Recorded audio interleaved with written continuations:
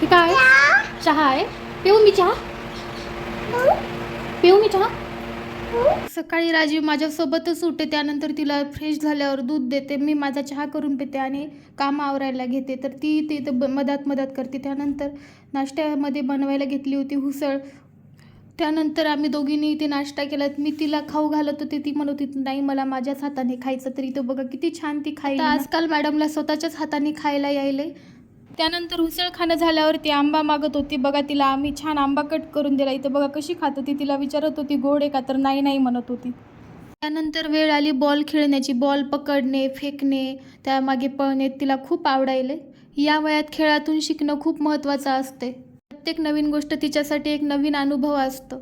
तर आता ती स्वतः चलत आहे आणि कॉटवर पण बघा कशी चढते. कॉटवर चढून खिडकी पण उघडता येईल तिला.